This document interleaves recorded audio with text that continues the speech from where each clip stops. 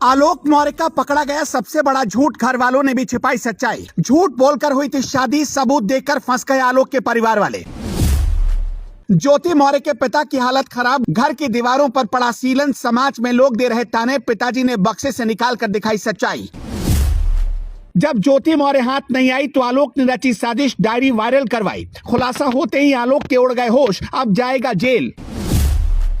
जिस एसटीएम को लोग समझ रहे थे विलेन, असल में कहानी तो कुछ और ही निकली। पिछले कुछ दिनों से लगातार ज्योति मौर्य लोगों के टारगेट पर है। आलोक मौर्य कैमरे के सामने आए और अपनी तरफ से जो बोला पूरी दुनिया ने वही मान लिया।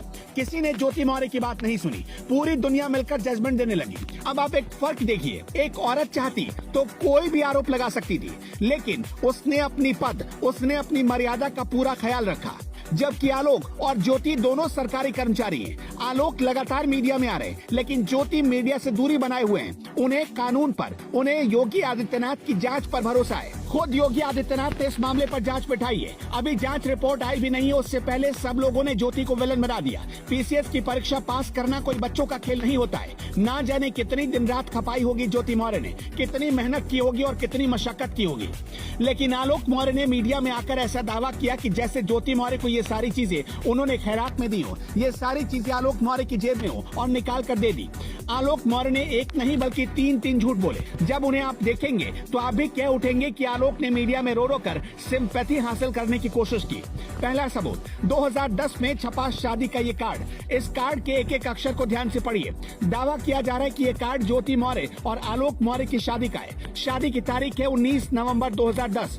इस कार्ड के अगले हिस्से को देखिए, जहां लिखा है आलोक मौर्य का नाम चिरंजीवी आलोक मौर्य। उसके ठीक नीचे लिखा है ग्राम विकास अधिकारी यानी VDO, सुपुत्र श्री राम मुरारी मौर्य। इस कार्ड के मुताबिक आलोक मौर्य के पिता भी सरकारी कर्मचारी हैं, अध्यापक हैं, वो माध्यमिक विद्यालय में पढ़ाते हैं। शादी के कार्ड के मुताबिक आलोक मौर्य आजमगढ़ के बचवल गांव के रहने वाले हैं। अब दूसरी तरफ देखिए, लिखा है ज्योति मौर्य, नाम के नीचे लिखा है अध्यापिका, यानी शादी से पहले ज्योति मौर्य बच्चों को पढ़ाती थी और इससे मिलने वाले पैसों से वो अपना परिवार और अपनी पढ़ाई पूरी करती थी। ज्योति मौर्य मोदी के संसदीय क्षेत्र वाराणसी के चिरई गाँव की रहने वाली है। चूंकि कार्ड में पहले लड़के का नाम लिखा हुआ है, जिसका सीधा मतलब है कि ये कार्ड ज्योति मौर्य के परिवार वालों ने नहीं छपवाई, बल्कि ये आलोक मौर्य के परिवार वालों ने छपवाई है। अगर आप आजमगढ़ और वाराणसी के रहने वाले हैं तो आपको अच्छे से पता होगा कि जब दो घरों में वहाँ शादियाँ होती हैं तो दोनों परिवारों की तरफ से एक दूसरे को अपने घर के फंक्शन में आने के लिए इनवाइट किया जाता है, यानी न्योता भेजा जाता है और उसी न्योते के तहत ये कार्ड भेजा जाता है।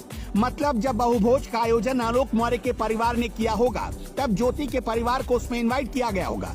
अब इस कार्ड के निचले हिस्से पर गौर करिए। कार्ड को ऐसे छपवाया गया जैसे आलोक मौर्य के घर का हर सदस्य प्राइम मिनिस्टर की तरह VIP हो। मतलब अगर कोई इंटेलिजेंस में है तो उसके नाम के बाद उसका डेजिग्नेशन लिखा गया, कोई एयरफोर्स में है तो उसकी नौकरी का पूरा वर्णन कर दिया गया। मतलब ऐसा दिखाने की कोशिश हुई कि परिवार में हर कोई VIP है, पढ़ा लिखा है और सरकारी नौकरी में। वैसे आपको इतना तो जरूर पता होगा कि पूर्वांचल हो या बिहार, शादियों में झूठ बोली जाती है। आइए अब आगे दूसरा सबूत दिखाते हैं। दूसरा सबूत है डायरी। आलोक मौर्य ने ज्योति के कथित डायरी के 100 पन्ने शासन को भेजे और दावा किया कि उसमें रिश्वत लेने का पूरा कच्चा चिट्ठा मौजूद है।